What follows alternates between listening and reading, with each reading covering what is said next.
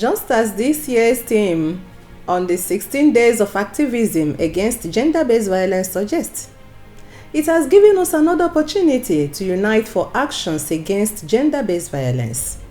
To do this effectively, we must work together to break the silence and cycle of violence.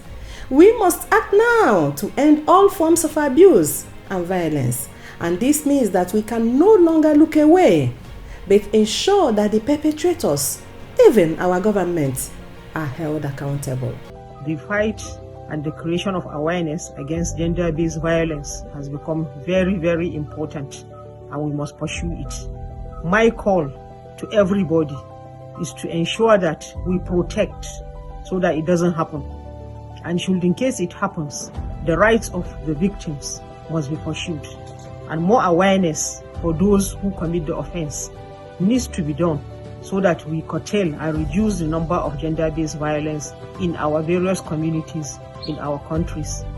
As we commemorate the 16 days of activism against gender-based violence from 25th November to 10th of December, we want to encourage everyone to rise and demand for a world where women, girls, and all individuals can live free from fear, free from violence, free from oppression. Gender-based violence is a pandemic, yes, and we must all rise together to tackle this pandemic. No religion allows for violence to be meted on one partner or the other, and we must carry this message to families to ensure that we reduce the incidences of gender-based violence by partners, because if it continues to be perpetrated at the family level, it means that children will carry it over from one generation to the other. To make this world a reality, let's stand together against violence against women. Let us stand together against injustice. Let us stop injustice against women. Let us stop violence against women and girls. Speak out. Break the silence. Stand up against domestic abuse and harmful gender stereotypes. Educate, advocate, promote gender equality and healthy relationship. Gender-based violence is fundamentally inconsistent with Islamic teachings, as Islam promotes justice, compassion, and inherent dignity of every human being regardless of gender.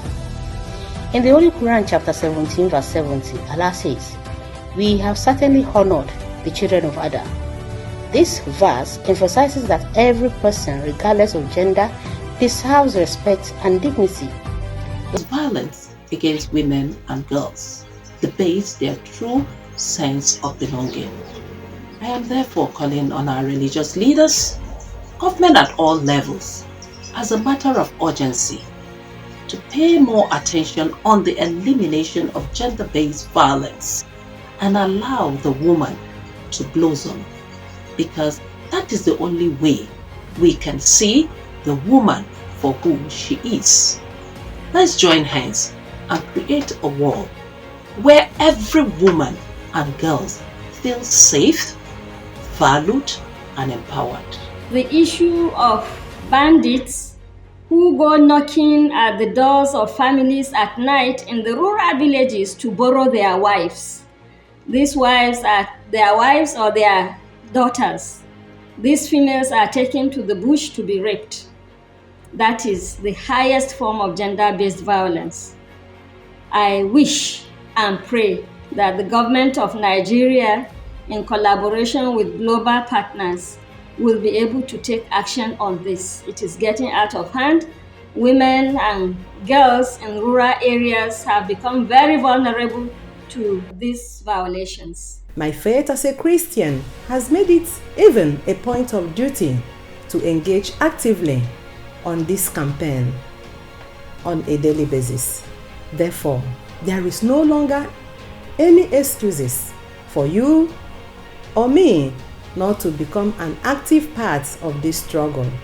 The time is now. We must unite We must act together to end this monster against women, against humanity.